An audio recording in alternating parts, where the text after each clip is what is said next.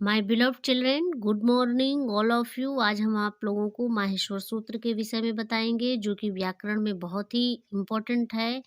आपको जान के ये आश्चर्य होगा कि संस्कृत का पूरा व्याकरण माहेश्वर सूत्र पर निर्भर करता है। और संधि ज्ञान में प्रत्याहारों के ज्ञान की भी आवश्यकता होती है, और प्रत्याहारों के ज्ञान के लिए माहेश्वर सूत्र का ज्ञान होना अति आवश्यक है। इसलिए चलिए स्टार्ट करते हैं माहेश्वर सूत्र के विषय में। देखिए, ऐ युण ऋ क याऊं ग याओ चहाय वरट लड़ इमं गणनम झबय गड दस जब गड दश खप छठत चट तव कपय शख सर हल। ये आपके 14 महासूत्र हुए। अब इन सूत्रों का प्रयोग कैसे करना है ये मैं अब आपको बताऊंगी। और इसके जो अंतिम वर्ण होते हैं वो इत कहलाते हैं। अब प्रत्याहार में इनकी गणना नहीं की जाती है। प्रत्याहार आपके किस प्रकार बने हुए हैं और कैसे बनते हैं ये मैं आपको दिखा रही हूँ। जैसे अब यहाँ पे आप अक देख रहे हैं, तो ये जो अक है ये यहाँ से अ लिया गया है, अयुण का पहले अ ले लिया गया और लृ का क लिया गया। देखिए, प्रारंभ का अ लिया गया पहले सूत्र का, और दूसरे सूत्र के अंतिम का क लिया गया। अब आई उण ऋ ऋ को, अब अक तो आपका आ गया। जहाँ हलंत रहेगा, हलंत का अर्थ आप समझते हैं, ये क के नीचे आपको छोटा सा दिख रहा है ना, ये हलंत है। इससे जो आपका शब्द होता है वो क्या हो जाता है, आधा हो जाता है। चाहे स्वर हो चाहे व्यंजन हो, अगर ये आ गया तो आपका आधा हो जाएगा। तो अब अयुण लृक, अब आ ई उ और री, देखिए क नहीं लिखा गया, क्यों? क में हलंत है। तो अगर अक कहीं आ जाता है, अगर ये अक लिखा हुआ कहीं आ जाता है, तो समझ लीजिए कि इसके बीच में यही रहेगा, आई अ ई उ और री री, न तो अड़ा रहेगा और न क रहेगा। देखिए, एक उदाहरण हम आपको दिखाते हैं, संधि में है अकः सवर्णे दीर्घः। अकः सवर्णे दीर्घः अर्थात समान स्वर जहाँ आए या जिसके बाद आए वहां पे दीर्घ संधि होती है। तो ये अक आया, तो अक आ गया, तो इसका समझ लीजिए कि यहाँ आ ई उ री री होगा और हलंत वाले शब्द इसमें प्रयोग नहीं होंगे। अब दूसरा आता है एंग।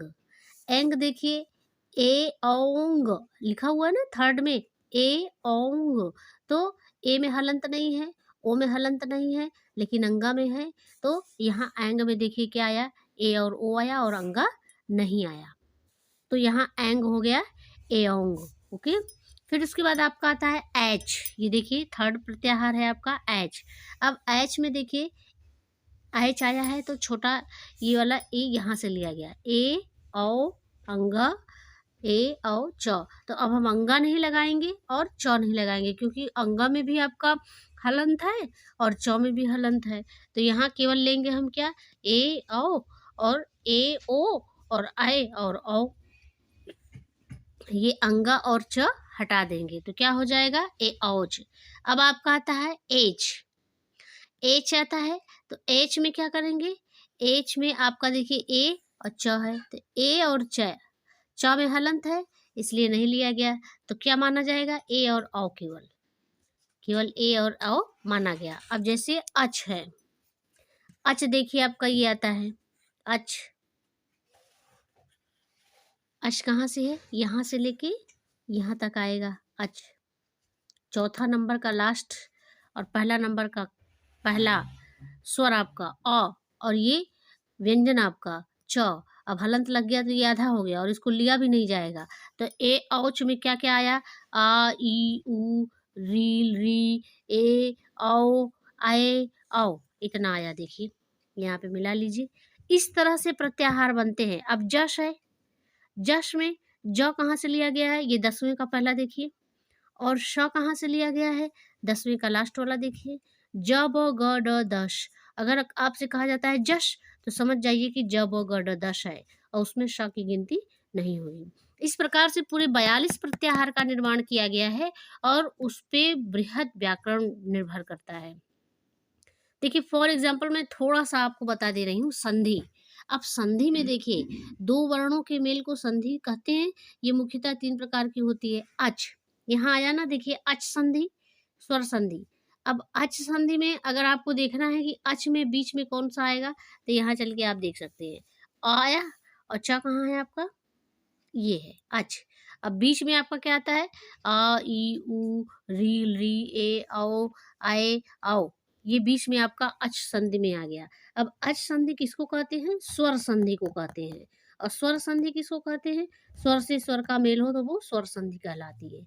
हल संधि देखिए, अब हल आया है, तब हम ढूँढेंगे कि हल कहाँ से आ गया? तो ह देखिए, ये है आपका ह, है ना? 5वें का पहला आपका ह है और ल कहाँ है? 6वें का पहला है ल। तो ये दोनों पहले मिला के क्या हो गया? हल। अब इसके बीच में कौन-सी संख्या आ रही है? य, ह, य, व, र और ल। ट और अड़ा हम नहीं लेंगे, क्यों? क्योंकि इसमें हलंत है। तो आपका ये क्या हो गया? हल संधि, जिसको क्या कहते हैं? व्यंजन संधि। विशेष बात देखिए, अगर आपका हल बोला गया है तो इसमें व्यंजन ही है, स्वर नहीं है। ह, ल, पहला ह है, ये 6 का पहला ल है। तो अब बीच में देखिए एक भी स्वर नहीं है, सब व्यंजन है। ह, य, व, र और ल, ये व्यंजन है। इसलिए ये क्या है? ये व्यंजन संधि है। और अच में क्या है? केवल स्वर स्वर है, इसीलिए ये क्या है? देखिए अच है, अ है और यहाँ पे देखिए ये च है। अब इसके बीच में केवल स्वर संधि आई है, इसमें वो नहीं है, व्यंजन नहीं है, इसलिए ये क्या है? स्वर संधि है। और यहाँ पे व्यंजन आया है हल में, हल में केवल व्यंजन आ रहा है, इसलिए ये व्यंजन संधि है। अब आपका आता है विसर्ग संधि, है ना? चलिए, अब आपको हम 1-2 उदाहरण संधि का दे दें, जो आपको इसी माहेश्वर सूत्र से समझ में आ जाएगा। अब देखिए, दीर्घ संधि है, जैसे मान लीजिए, दीर्घ संधि में आपका क्या आता है? अकः सवर्णे दीर्घः। यहाँ क्या आया? अकः। अब हम ढूँढेंगे इसमें अकः कहाँ है? ये देखिए अ है और ये क है। तो अ और क के बीच में क्या आया आपका? ई, उ, री और री आया, अड़ा नहीं आएगा। अड़ा नहीं आएगा क्योंकि हलंत है, और क नहीं आएगा क्योंकि क में हलंत है। तो अ से अकः सवर्णे दीर्घ, आपका सूत्र क्या है? अकः सवर्णे दीर्घ। जब आपका स्वर समान हो, अक, अ, आ, ई, उ, री, री से सवर्ण अर्थात समान अच, अ, आ, ई, उ, री के बाद में रहने पर दोनों के स्थान में दीर्घ हो जाता है। जब ये दोनों आपस में मिलते हैं तो दीर्घ हो जाता है। जैसे अब देखिए, ये विद्याधनालय है, देखिए विद्या धन आलय, विद्यालय। अब यहाँ पे क्या है? क्या आ रहा है? विद्या धन अर्थी विद्यार्थी। अब पहले इसको समझ लीजिए। यहाँ फर्स्ट है आपका शब्द धन अर्थः। तो शब्द, द में क्या निकल रहा है? द धन अ निकल रहा है ना, शब्द। अर्थ, अ धन अ बराबर आ, क्या हो गया? शब्दार्थ। विद्या धन आलय है, विद्या में आ रहा है, विद्या में आपका क्या आ रहा है? आ रहा है। तो आ प्लस आ बराबर आ, विद्यालय, विद्याधन आलय। फिर आपका वाताधन आवरणम। अब वात धन आवरणम, वात में छोटा अ निकल रहा है स्वर, और आवरणम आपका बड़ा हो गया, तो वातावरणम। विद्याधन अर्थी, आ रहा है, विद्या आ रहा है, इसमें छोटा आ रहा है, तो आ और छोटा अ मिलके क्या हो गया? बड़ा आ, तो क्या हो गया? विद्यार्थी। विद्याधन अर्थी बराबर विद्यार्थी। अब रवि धन इंद्र, रवि में छोटी ई आ रही है और छोटी ई मिलके बड़ी ई बन गया, रवि धन इंद्र रविंद्र। मही धन इंद्र महींद्र, मही में बड़ी ई है और इंद्र में छोटी ई है, तो मही धन इंद्र, बड़ी ई छोटी ई मिलके यहाँ पे बड़ी ई हो गया, महींद्र। गिरिधन ईशः गिरीशः, श्रीधन ईशः श्रीशः। गुरुधन उपदेशः गुरूपदेशः, लघुधन उर्मिः लघूर्मिः। वधुधन उत्सवः वधूत्सवः। भूधन ऊर्जा भूर्जा। पितृधन ऋणम पितृ ऋणम। आशा करते हैं कि आपको समझ में आ रहा होगा। अगर नहीं समझ में आता है तो आप हमसे पूछ सकते हैं। गुण संधि ज़्यादा नहीं आपको समझाएंगे हम, क्योंकि आपको बोरिंग लग रहा होगा कि संधि नहीं मन है पढ़ने का, लेकिन फिर भी पढ़ा रहे हैं, इसलिए क्योंकि माहेश्वर सूत्र के आधार पे आप संधि परिचय भी जान जाइए। देखिए, बहुत छोटा सा सूत्र है, आद गुणः। आद गुणः। अगर इसे हम नियम के अनुसार देखें तो आ के बाद ई उ री आए, री के रहने पर दोनों के स्थान पर क्रमशः गुण ए औ और अल हो जाता है, उसे हम गुण संधि कहते हैं। अब माहेश्वर सूत्र में अगर हम आपको दिखा दें तो आद गुणः, आद गुणः में जहाँ पे आ के बाद ई उ री अथवा री के रहने पर दोनों के स्थान पर क्रमशः गुण ए ओ और अल हो जाता है। अब इसका हम आपको दृष्टांत दिखाते हैं। जैसे उपधन इंद्र, देखिए आ रहा है उप, यहाँ ई आ रहा है, अ और ई, स्वर देखिए क्या निकल रहा है, प बोलने पे अ निकल रहा है और ई ये है ही है स्वर, तो अ प्लस ई बराबर ए हो जाएगा। तो क्या हो गया, उपधन इंद्र बराबर उपेंद्र, महाधन इंद्र बराबर महेंद्र, सूर्यधन उदय बराबर सूर्योदय, महाधन ऊर्जा बराबर महोर्जा, फिर वसंत धन ऋतु वसंत ऋतु, तवधन लिकार तवल लिकार।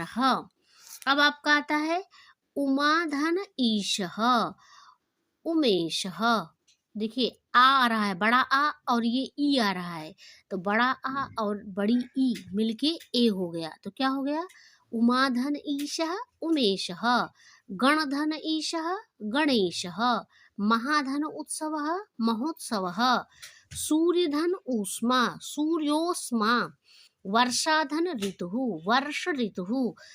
अब आप समझ गए होंगे कि माहेश्वर सूत्र का क्या प्रयोग है।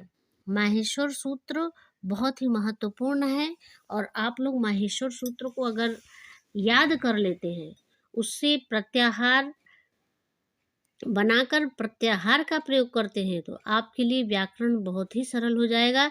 अगर आप इसमें इंटरेस्टेड हैं, आपको माहेश्वर सूत्र से व्याकरण को बृहद रूप से जानना है, तो आप हमें बताइए। मैं माहेश्वर सूत्र के द्वारा आपको संधि, समास, कारक, जितनी भी चीजें होती हैं आपके व्याकरण में, मैं एक एक करके पूरा आपको समझा दूंगी बृहद रूप से, विस्तार पूर्वक, जो आपके C TET, UP TET, super TET, TGT, PGT, LT grade सब जगह प्रतियोगी परीक्षाओं में भी काम आएंगी और छोटे कक्षाओं के लिए भी महत्वपूर्ण रहेंगी।